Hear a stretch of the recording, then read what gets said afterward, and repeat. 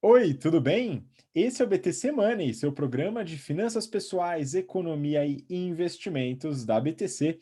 Meu nome é Gustavo Habib, eu sou instrutor de negociação e comunicação, e no episódio de hoje falaremos sobre vacinação e economia. Quais são as expectativas para o final de 2021 e para 2022, com a recuperação, esperamos, né, rápida da economia e da situação normal, vamos dizer assim, né? Pelo menos o retorno das atividades presenciais. Peço para você que está acompanhando a gente para se inscrever no nosso canal do YouTube, se você está acompanhando pelo YouTube, se está acompanhando pelo BTC Cast, pode se inscrever no YouTube também e deixar um comentário com temas que você acredita que são relevantes que a gente pode comentar aqui no BTC Money. Bom, vou começar apresentando então meus queridos colegas aqui, Rafael Lopes, instrutor de risco, performance e renda fixa, no nosso curso de mercado financeiro, General Finance Program, que está com inscrições abertas para a turma do segundo semestre. Fala aí, Rafa, tudo bem? Fala pessoal, tudo bem? Prazer estar com vocês novamente. Bora lá, mais um BTC Money. Vamos lá, e para se inscrever no curso de mercado financeiro, você que quer alavancar sua carreira em banco de investimento, fundo de investimento, private equity, tesourarias de bancos e, enfim, qualquer área relacionada a mercado financeiro, conheça o General Finance Program. O link está na descrição do vídeo e também no podcast. E com a gente, Marco Barros, instrutor de investimentos do nosso curso de business. Fala, Marquinho. É isso aí, mestre Habib. É isso aí, mestre Rafa. É sempre uma honra, um prazer estar aqui no nosso BTC Money. Nesse episódio, Habib, de número 80. Vamos que vamos. Muito bom, vamos para cima. Marquinho está aqui depois de um dia de trabalho junto com o Antônio, né, Marquinho? Mas é isso aí, muito bom. Episódio número 80 e a gente tem umas coisas importantes aqui para comentar sobre esse assunto, né? Então, muita gente está na expectativa: o que, que vai acontecer? A vacinação está avançando. No momento que gravamos aqui, quase 60% da população já tomou a primeira dose, né? O que é uma boa notícia aí, né, pessoal? Então a gente tem algumas expectativas boas de retorno, né? Até porque a gente tem boas respostas também no exterior do resultado da vacinação. E eu queria começar com isso, então, Rafa, o que você tem acompanhado, né, relacionado à vacinação e também à nova variante aí que começou assustando o pessoal, variante Delta. O que a gente pode falar sobre esses pontos inicialmente? A transmissão da variante Delta no mundo está deixando todo mundo assustado. Isso porque aqueles países que apresentam e que já têm um percentual alto de vacinados com a pauta completa estão vendo um aumento bastante grande no número de casos, né, no número de pessoas que estão sendo contaminadas por essa variante. E aí a gente pode incluir países como os Estados Unidos, por exemplo, países como a Inglaterra, que já vacinaram bastante. Alguns outros países também soaram alguns alarmes recentemente, é o caso da Espanha, da Alemanha. E no Brasil, obviamente, a gente fica um pouco ressabiado também, porque aqui, ainda bem, isso está sendo muito positivo, a vacinação está andando num ritmo bastante rápido, no entanto, a gente está bastante atrás dos países europeus e dos Estados Unidos. Só para pegar um exemplo, quando você olha para a Alemanha, Espanha, França, eles estão com mais de 50% da população com pauta completa e 60%, acima de 60% com primeira dose, isso da população total. Nos Estados Unidos, a coisa lá não está andando tão rápida porque parece que tem um pedaço da população que simplesmente não quer tomar vacina, né? Não quero tomar, tá tudo certo, beleza, sei lá por quê, né? O que acontece? Os caras estão dando até prêmio de loteria. Imagina, né? Ó, toma a vacina aqui que você vai concorrer a US$ 1 milhão. Vamos botar o Silvio Santos lá para fazer um sorteio, né? E sair pagando a galera. Enfim, coisa de... Não sei o que está acontecendo lá na terra do tio Sam. Mas como é que o mercado reage quando isso acontece? Reage como sempre reage quando vem incerteza pela frente. Bateu incerteza, sai todo mundo correndo de ativo de risco. Então, você pega aquelas empresas de turismo, por exemplo, várias que estavam se recuperando, a gente viu quedas fortes, algumas outras empresas mais ligadas à movimentação de pessoas, quedas fortes também. E aí, por um lado, isso pode ser uma oportunidade para aquele investidor um pouco mais arrojado, por outro lado, eventualmente isso pode se traduzir realmente num cenário um pouco mais complicado. Então, Aquele investidor que enxerga isso como uma oportunidade, eventualmente vai conseguir pegar algumas empresas e entrar a preços mais atrativos, lá embaixo, que está acreditando que tudo isso é mais fumaça do que a realidade. Mas qual que é o ponto específico dessa variante Delta? Quando a gente olha para números, por exemplo, vou pegar aqui o caso da Espanha, né? A Espanha saiu, no final de junho, de um número de casos em torno de 9 mil, para agora 19 de julho, 19 só dias depois, de 61 mil. Isso mostra o potencial de transmissão dessa variante. Está pegando aonde? Principalmente na população mais jovem, os não vacinados. Mas quando a gente olha o número de mortos, lá eles estão, dia 17 de julho, sabe quantas mortes, Habib e Marquinho, registradas no dia 17 de julho? 0. Ou seja, da onde vem tanto alarde, né? Vamos pegar os números da Alemanha. Por exemplo, a Alemanha também veio numa... A Alemanha está baixo ainda, não vou nem citar, mas vamos pegar a Inglaterra, por exemplo. A Inglaterra saiu também, ali final de maio, 2 mil casos mais ou menos, foi crescendo, crescendo, crescendo, julho agora 35 mil casos diários. Sabe quantas mortes registradas agora, dia 19 de julho? 15 mortes. Significa que essa variante ela tem um grande potencial de transmissão, mas pouca capacidade de causar alguma coisa mais grave, efetivamente, de mortes, né? Além do que, obviamente, a gente está falando que boa parte da população, principalmente a mais vulnerável, já está vacinada. Então, assim, se o vírus se comportar assim daqui para frente, ou seja, ele se mutar, ele se adaptar de uma maneira que ele consiga se transmitir, ele consiga sobreviver, mas ao mesmo tempo ele não mate o hospedeiro, ou ele não cause nenhum dano mais sério, vai virar meio que uma gripe um pouco mais forte, claro, né? Guardadas as devidas proporções, a gente está falando da Covid, mas não vai ser nada assim que peguei Covid, meu Deus, que tragédia, que absurdo, não. Essa variante ela tem muito menos potencial força assim para causar um dano mais grave. Então, se tudo caminhar como previsto, a gente deve realmente caminhar para uma situação mais tranquila e aí os mercados vão deixar essa incerteza para trás e reagir positivamente. Se aparecer alguma novidade, aí, obviamente, a gente vai ter que reavaliar tudo isso. Pois é, isso muito interessante a gente analisar, né, o que está rolando nos países com vacinação avançada, né, e o comportamento dessa nova variante também, que acaba atingindo a população que ainda não está vacinada em grande parte, né, mas até o momento, né, como o Rafa comentou, felizmente parece ter uma letalidade mais baixa. Mas agora vamos voltar para a nossa realidade, né, o Brasil, estamos no Brasil. Marquinho, é o seguinte, a gente tem algumas expectativas vindo de analistas, grandes bancos e tal, que parece também ser positiva para o final desse ano e para 2022. O que você tem visto aí em relação ao Brasil, hein? Legal, excelente, Habib. Eu separei aqui dois indicadores macroeconômicos, né, muito vistos que indicam realmente como está a situação de qualquer país, né? É o PIB, Produto Interno Bruto, que aqui no Brasil, em 2020, teve uma queda de 4,06%, impactado, obviamente, por todo o Covid, né? Tudo que essa pandemia nos trouxe. E o segundo indicador macroeconômico que eu trouxe foi o desemprego.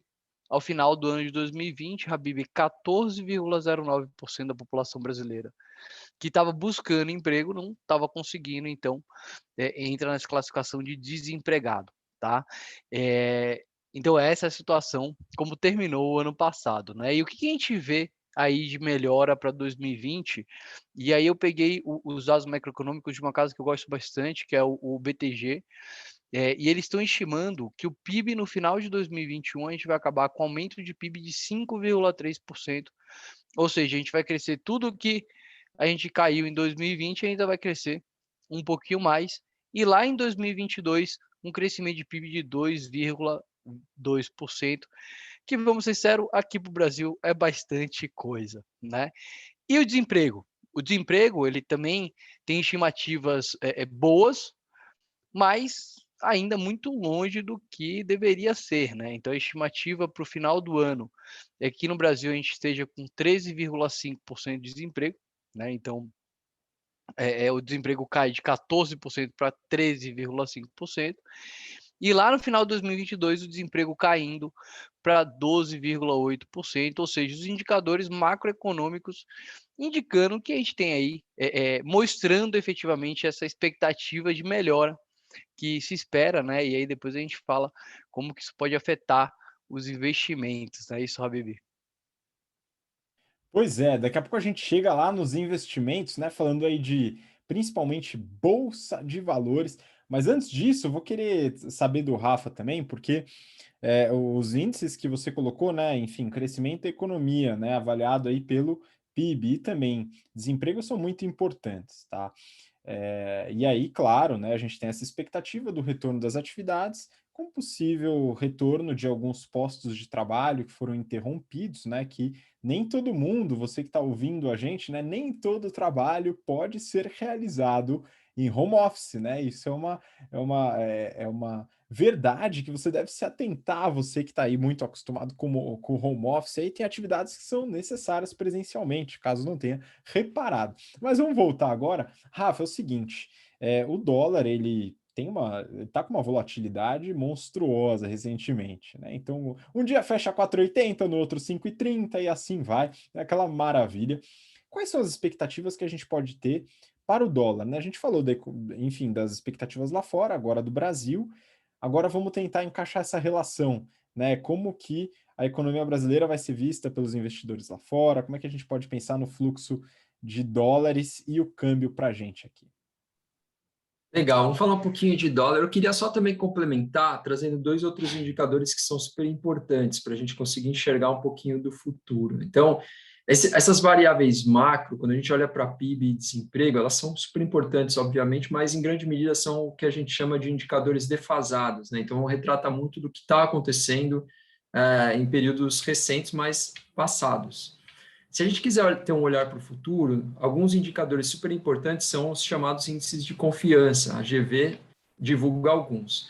E aí eu só queria compartilhar a informação com vocês de dois índices, que é o de confiança do consumidor, o ICC, e o índice de confiança da indústria. E ambos vêm apontando para cima nos últimos 2 meses. Então, a confiança dos consumidores está subindo há 3 meses já, então por 3 meses consecutivos, e a indústria também está subindo já há 2 meses consecutivos. Então, se a gente não vê uma reversão da tendência desses indicadores, isso é um sinal muito positivo.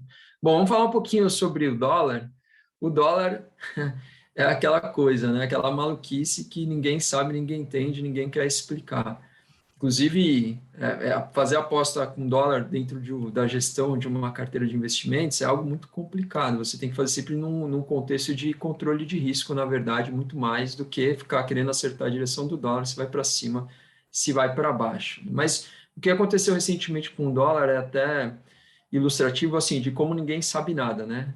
Aliás, se você pegar a previsão de economista de inflação e de dólar, meu Deus do céu, todo mundo ia estar desempregado. Não, eu estou brincando, mas é porque o mercado ele incorpora novas expectativas muito rápidas, mas o fato é que, assim, hoje é uma expectativa, daqui a 2 semanas já é outra, totalmente diferente, daqui a um mês é outra, e assim, principalmente em cenários de tanta incerteza, né? Então, o que aconteceu com o dólar, só falando um pouquinho da trajetória dele recente, olha lá, final de junho, o dólar bateu 4,91. E aí acho que surgiu acho que todo mundo olhou e falou, agora vai, né? Agora esse dólar vai para 4,50. Só que não foi, ele retrocedeu, bateu depois 5,23, 5,25, chegou a bater quase 5,30 no intraday, mais ou menos ali na primeira quinzena de julho. Depois caiu, voltou um pouco para 5,07 e já voltou de novo para a casa dos 5,20, 5,23. Obviamente a variante Delta está tendo um impacto sobre isso. Então, surge incerteza, dólar moeda contracíclica, vai todo mundo para o dólar, né? Só que tem alguns fatores interessantes. O que motivou, por exemplo, ontem, dia 19, a gente está gravando aqui no dia 20, ontem, dia 19, o dólar subiu 2,5%. E sabe por quê? Uma das explicações é que se a variante Delta pegar a economia brasileira com um pouco mais de força, isso pode significar inflação mais baixa. Inflação mais baixa é Banco Central subindo menos a Selic, taxa de juros menor no Brasil, você tem menos ímpeto para o real, e aí o real se desvaloriza em relação ao dólar. Então, assim, aí daqui uma semana falar, não tinha mais delta variante, o dólar cede de novo, aí tem uma outra causa, uma outra razão, enfim. As oscilações são muito bruscas, efetivamente, acontecem em períodos curtos de tempo. Se a gente for pensar de um ponto de vista de fundamento, como o commodity está lá em cima, é aquela história, né? País, moeda que é o commodity currency, moeda exportadora, tem muita exportação, deveria reagir, só que isso não está acontecendo. Então, assim, eu estou começando até a questionar o modelo da maior parte dessas casas gestoras, tudo isso, porque os caras estão errando demais. Agora tem muito fundo posicionado, comprado em real. Se a gente vê uma reversão desses posicionamentos, a gente pode ver um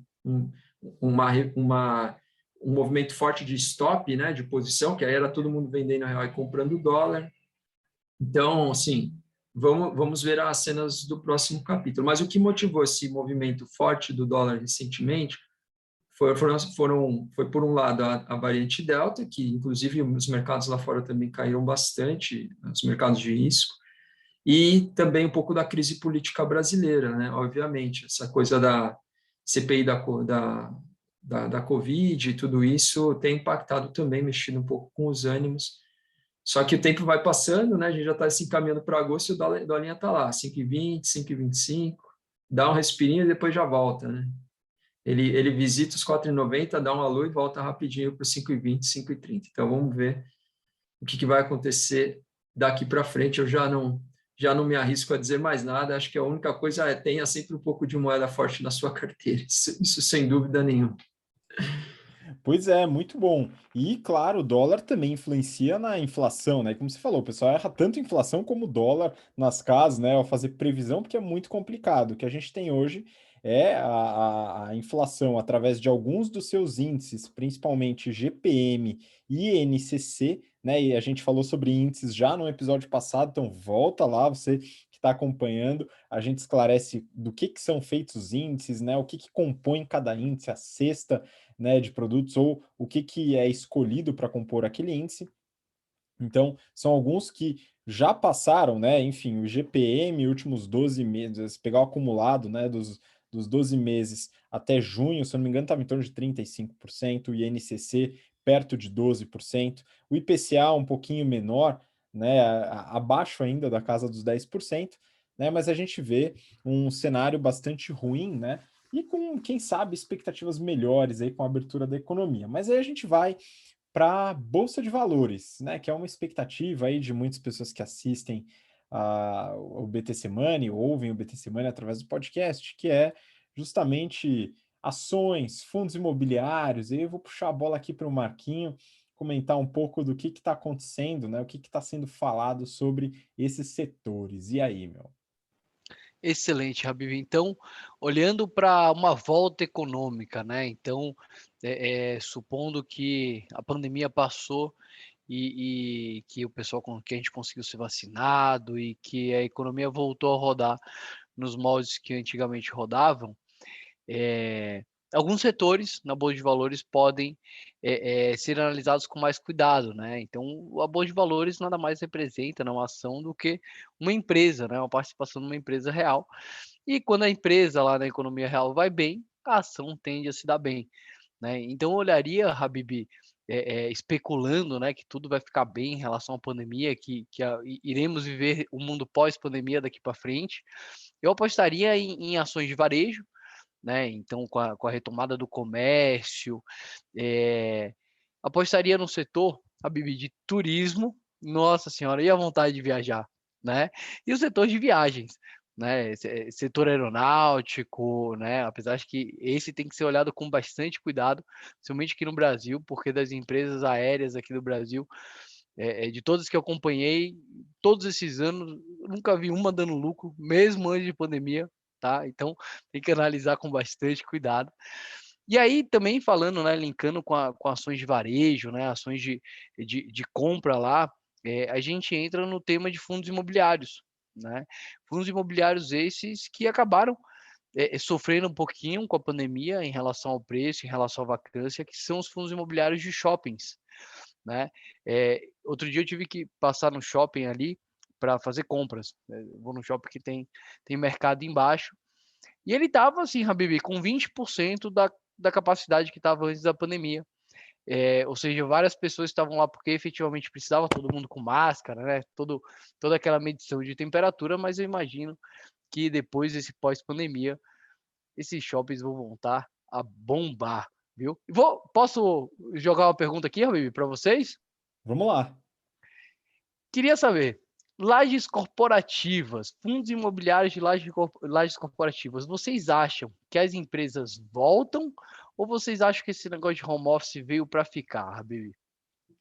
Pô, essa é uma boa pergunta, hein, Marquinhos? Eu gosto bastante do setor, né? Acompanho as tendências também junto aos times de recursos humanos, né? Então, aqui na BTC a gente desenvolve uma série de treinamentos junto às empresas, e a gente está bem próximo dessa área. Existe uma vontade muito grande dos times, né? De muitas empresas de manter uma parte considerável em home office.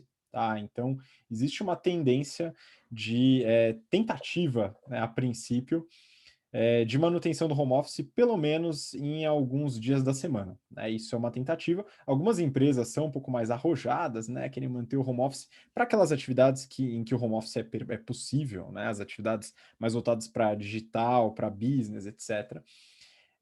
E poucas empresas, né, que têm o interesse e o desejo de voltar 100% para o presencial. Né?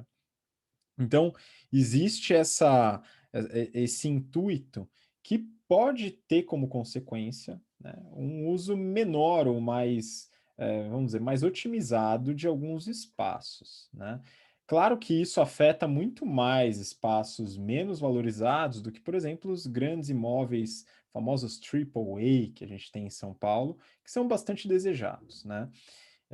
Porém, existe a possibilidade de ter uma redução, sim, de demanda, tá? E isso pode afetar os preços para baixo, tá? Eu particularmente acredito que pode ter um leve reajuste na precificação desses ativos. Nada drástico, tá? Nada muito drástico. Mas eu acho que isso é possível, tá? Enfim, eu queria ver o que o Rafa acha também, né? Mas eu tenho visto essa tendência ganhando um pouquinho de força. Eu diria que certamente a avaliação tem que ser um pouco mais cuidadosa. Então, talvez aqueles imóveis, que é o que o Rabi falou, né, os triple A's, aqueles com excelente localização, esses vão, de alguma maneira, sobreviver, vamos dizer assim. Talvez eles se reinventem também, esses espaços têm que ser espaços que se tornem mais atrativos para que as pessoas estejam lá, para que as empresas queiram frequentar. A gente sabe que a troca física ela é muito importante, o networking, em diversos aspectos. Então, eu acho que na verdade, vai ser uma experiência. Muitas das empresas, nem elas mesmas têm as respostas para isso. A gente não pode deixar de considerar também a questão de que, de um ponto de vista de margens, né, quando você tira o custo do aluguel de um espaço que é caro, é claro que isso faz com que aquela empresa se torne uma empresa mais rentável. Então, você tem dois efeitos decorrentes das margens, dessa questão da rentabilidade. O primeiro é que a própria empresa ela vai colocar isso no papel, obviamente, vai levar isso em consideração antes de tomar uma decisão de volta todo mundo ou não. O segundo ponto é que algumas empresas podem ser levadas também a fazer isso se a concorrência estiver fazendo. Eu não quero fazer na minha empresa, mas meu concorrente está fazendo, ele vai diminuir o custo dele, vai pegar esse dinheiro, vai investir em desenvolvimento, vai investir em marketing, sei lá o quê, eu, obviamente, vou ter que criar uma estrutura competitiva e vou ter que também buscar uma diminuição de despesas e de custos. Portanto, é difícil saber como cada uma das empresas vai reagir. A gente conhece empresas que já disseram que vão voltar 100% presencial e outras empresas, por sua vez, que já disseram que não vão voltar, ou seja, que vão ficar 100% no virtual. E algumas empresas pensando em estabelecer um modelo híbrido, depende da área, depende da função, enfim, mas a maneira que isso vai impactar os fundos imobiliários, acho que passa muito por uma análise mais criteriosa e um cuidado maior ao fazer o investimento em fundos imobiliários de laje corporativa, certo? Certamente. Boa, até complementando esse ponto que o Rafa comentou, né, em relação à concorrência dessa definição, também isso influencia na atração de talentos, tá? Então, muitas vezes a pessoa pode ter a opção de fazer uma troca para uma empresa concorrente, mesmo setor, tal, mesma atividade, porque outra empresa oferece a possibilidade de fazer home office. Isso pode ser mais interessante como atratividade para jovens talentos e, enfim, funcionários como um todo. Né? Então, isso daqui é uma dúvida interessante e afeta também algumas empresas, como, por exemplo, aquelas empresas de compartilhamento de escritórios, né? Que tem uma perspectiva boa nesse sentido, né? Se a gente seguir essa tese, se isso de fato, né, se realizar, essas empresas podem ter algum benefício também, né? Enfim, mas aqui já é um exercício de futurologia, a gente corre o risco de errar tanto quanto os analistas de câmbio e inflação, então aqui é mais uma conversa, né, informal aqui, né, pessoal? Porque realmente a gente tem que fazer uma análise, o Rafa comentou, né, tanto análise criteriosa na escolha dos ativos, como também na hora de entender um pouco mais essas tendências. Então, também recomendo aqui que você vá atrás de relatórios de consultorias estratégicas, né, que trabalham tendências. A McKinsey tem relatórios bastante completos, a Kearney ou Bain também, alguns são exclusivos, né, para clientes, outros são abertos, né, mas vale a pena dar uma olhada naqueles que são abertos para entender um pouco melhor essa dinâmica do mercado. Né? Bom, pessoal, acho que a gente já colocou bastante coisa aqui, né, nesse vídeo. Talvez a gente tenha uma visão um pouco mais otimista do negócio, mas eventualmente é necessário. Então, eu queria agradecer, Rafa, muito obrigado pela participação. Se tiver algum ponto para adicionar, fica à vontade. Se não, manda um abraço para o pessoal. É isso, pessoal. Um grande abraço para todo mundo. Lembrando que 17 de agosto, se eu não me engano, vamos confirmar essa data. A gente está com o curso de opções avançado começando, então, um curso que vai bombar, muita gente perguntando, muito interesse. Deem uma olhadinha na ementa no nosso site www.btcompany.com.br/options. Beleza? É isso, pessoal. Um grande abraço e até o próximo BT Semana. Hein? Bem lembrado, Rafa, o curso começa no dia 14 de agosto, tá? Então, confirmando aqui, 14 de agosto, né? São 3 sábados de opções e muita coisa avançada nesse curso, né? Então, trabalhar toda a parte de fundamentos, precificação de opções, variáveis aleatórias, volatilidade, estratégias de hedge, gestão de risco, né? Enfim, um monte de coisa para quem quer se aprofundar nesse tema. Marquinho, muito obrigado pela participação novamente. Que isso, obrigado a vocês, Abi, pelo convite, sempre um prazer estar aqui. Sempre lembrando que nada do que a gente fala aqui é uma recomendação de investimento. E, Rafa, eu vou estar nessas aulas aí dia 14, hein?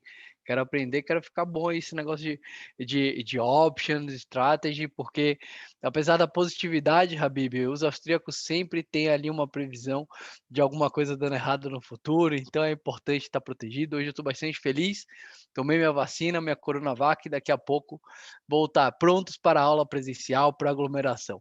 É isso aí, Habib, vamos que vamos. Muito obrigado, é uma saudade imensa que a gente tem de dar aula presencial. Voltaremos em breve, viu, pessoal? Porque a gente morre de saudade de vocês, alunos queridos. Se vacinem também, como o Marquinho fez aqui, isso é muito importante. Saúde para todos e, claro, nos vemos na próxima semana no BT Money. Um grande abraço, até lá, tchau, tchau.